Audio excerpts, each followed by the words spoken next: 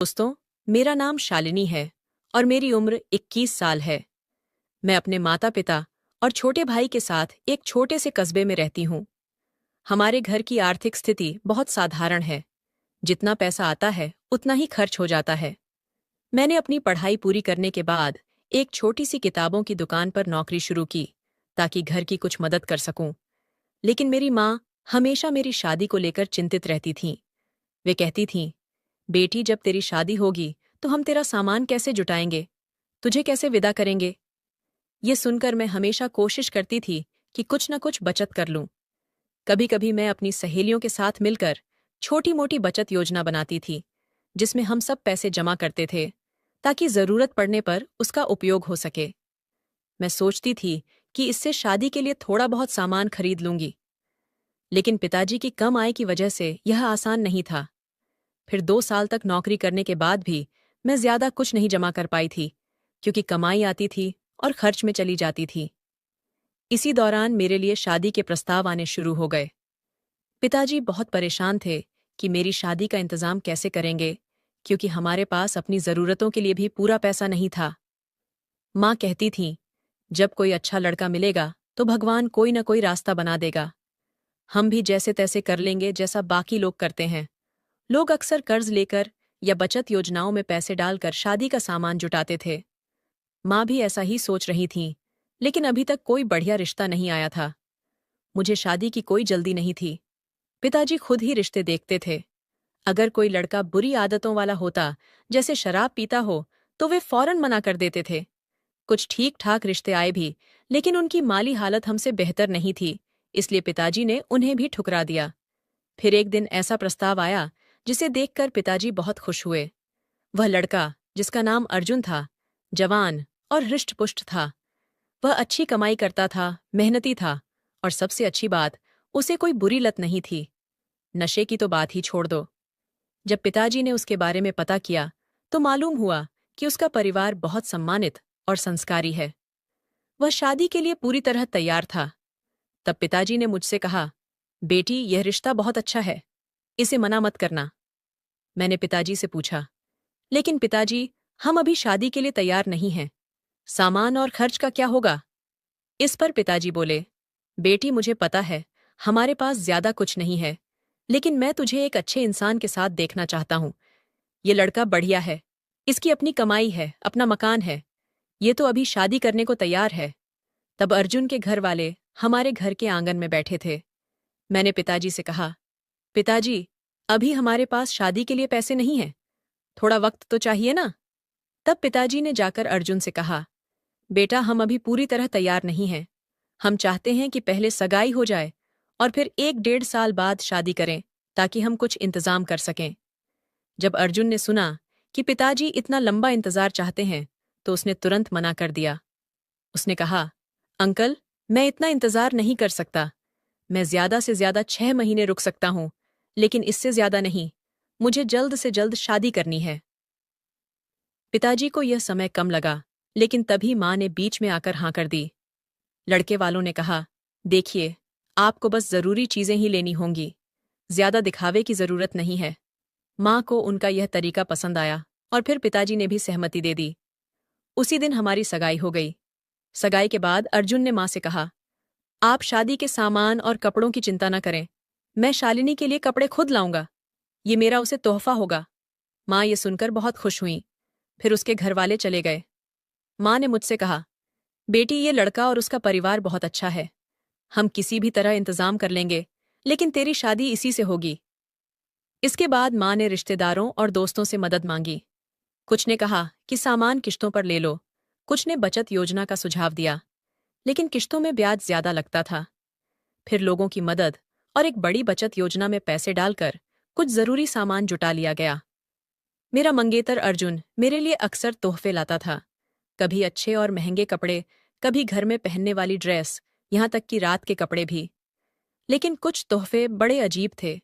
एक दिन वह मेरे लिए अंडरगारमेंट्स ले आया, फिर एक बार गांव की औरतों जैसा फूलों वाला पारदर्शी गाउन, कभी चटकीले रंग का शॉल, तो कभी जालीदार कुर्ता।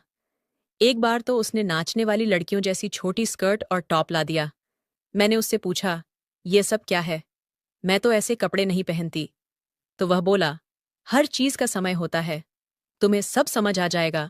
माँ कहती थी, बेटी यह तुझसे प्यार करता है और तेरा ध्यान रखता है, ऐसी किस्मत हर किसी को नहीं मिलती। मैं माँ से इन अजीब कपड़ों की बात नहीं कहती थी। फिर ऐसे ही 6 महीने बीत गए, पता ही नहीं चला। लेकिन अर्जुन के लिए यह 6 महीने 6 साल जैसे थे। वह मुझसे कहता, अगर तुम मुझे पसंद न होती तो मैं अब तक किसी और से शादी कर लेता, लेकिन मुझे तुम अच्छी लगती हो और तुम्हारा परिवार भी। फिर शादी का दिन आ गया। शादी से एक दिन पहले माँ मेरे पास आईं और बोलीं, बेटी, शादी कोई छोटी बात नहीं है। अब तू जिम्मेदार बन जाएगी। अपने पति को हमेशा खुश रखना, उसकी हर बात मानना, उसे कभी नाराज मत करना। फिर उन्होंने कुछ अटपटी बातें कहीं जो मुझे समझ नहीं आईं। मैंने कभी किसी लड़के से गहरी बात तक नहीं की थी, न मुझे कोई अनुभव था, न कोई जानकारी। आगे क्या होगा, यह सोचकर मैं डर रही थी। मुझे शादी के बारे में कुछ भी पता नहीं था। न कभी किसी शादीशुदा औरत से बात सुनी थी, न कोई अनुभव था। मैंने माँ से कहा, माँ, आप क्या कह रही हैं? मुझे कुछ समझ नहीं आ रहा। माँ बोली, बेटी, तेरा पति समझदार और सुलझा हुआ है, वह तुझे सब सिखा देगा। बस इतना ध्यान रखना कि वह पूरी तरह ठीक हो और अपने आप तेरे पास आए, किसी गलत चीज का सहारा न ले। फिर शादी का दिन आया। सारी रस्में जैसे हल्दी और मेहंदी अच्छे से हो गईं। माँ पिताजी बहुत खुश थे, क्योंकि यह घर की पहली शादी थी। हम सबके चेहरे पर मुस्कान थी। फिर शादी की सारी रस्में पूरी हुईं और मैं अर्जुन के साथ उसके घर चली गई। जब हम अपने कमरे में पहुंचे तो उसने बड़े प्यार से कहा, अपने घर में तेरा स्वागत है शालिनी। मैं बहुत खुश हूं कि आज हम साथ हैं। मैंने मुस्कुराकर कहा, मैं भी खुश हूं। फिर उसने कहा, मैं चाहता हूं कि आज की रात तू मेरे लिए पूरी तरह तैयार हो। मुझे कुछ समझ नहीं आ रहा था, लेकिन माँ की बात याद करके मैं बस मुस्कुराती रही। फिर उसने मुझे कपड़े बदलने को कहा और मेरे लिए एक ड्रेस निकाली, लेकिन वह ड्रेस बहुत खुली हुई थी। उसे देखकर मैं शर्मा गई, क्योंकि यह मेरी पहली रात थी। जब मैंने हिचकिचाहट दिखाई तो उसने कहा, मुझसे शर्माने की क्या बात है? अब तू मेरे सामने ऐसे ही रहेगी। पहली बार थोड़ा ढका हो या खुला, क्या फर्क पड़ता है? आज की रात बीत जाए, फिर सब आसान हो जाएगा। मैंने उसकी बात मान ली और कपड़े बदल कर आ गई। मैं बहुत घबरा रही थी, इसलिए मैंने बहाना बनाया कि मुझे भूख लगी है। हमने थोड़ा खाना खाया।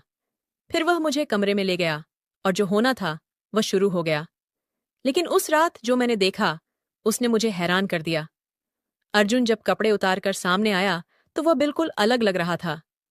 उसका शरीर मांसपेशियों से भरा था, जैसे कोई पहलवान हो।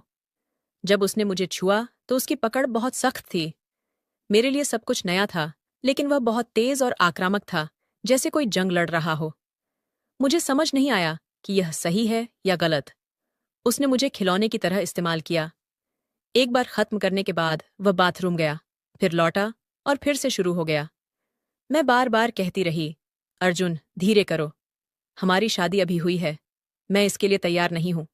लेकिन वह हंसकर बोला, शादी का असली मजा तो यही है। पूरी रात वह रुका ही नहीं। मैं थक कर टूट गई थी, न बोल पा रही थी, न समझ पा रही थी, बस चुपचाप सहती रही। अगले दिन दोपहर को माँ का फोन आया। मेरी आवाज सुनकर उन्होंने पूछा, बेटी तू ठीक है ना? सब अच्छा है? मैंने धीरे से कहा, हाँ माँ, सब ठीक है, लेकिन मैं बहुत थकी हुई हूं। क्यों, क्या हुआ? माँ ने चिंता से पूछा।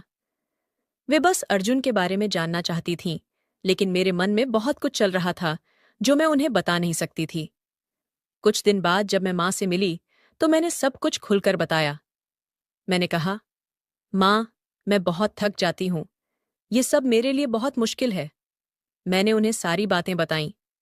माँ ने हंसते हुए कहा, अरे बेवकूफ, इसमें परेशान होने की क्या बात है? तेरा पति ताकतवर है, मर्दाना है, यही तो हर औरत चाहती है। तू क्या चाहती है, कोई कमजोर आदमी जो कुछ न कर सके? फिर उन्होंने समझाया, शादी की पहली रात ऐसी ही होती है। शुरू में सब थोड़ा ज्यादा जोश में रहते हैं, एक हफ्ते में सब सामान्य हो जाएगा। फिर तू खुद चाहेगी कि वह तुझे प्यार करे, लेकिन तब उसे काम से वक्त नहीं मिलेगा। अभी वह जवान है, इसलिए ऐसा है। चिंता मत कर, मैंने कहा। लेकिन माँ, वह बहुत जोर लगाता है, बहुत जबरदस्ती करता है। माँ ने सलाह दी, उसे प्यार से समझा कि तुझे थोड़ा आराम चाहिए। उसे अपना तरीका बदलने को कह। मैंने माँ की बात मान ली और सोचा कि अर्जुन शायद मान जाएगा, लेकिन कुछ भी नहीं बदला। मैंने कई बार कोशिश की कि उसे हल्के से समझाऊं कि वह प्यार से और धीरे व्यवहार करे, लेकिन वह हर बार अपनी ताकत दिखाता। मैं कमजोर थी और वह पहलवान जैसा मजबूत।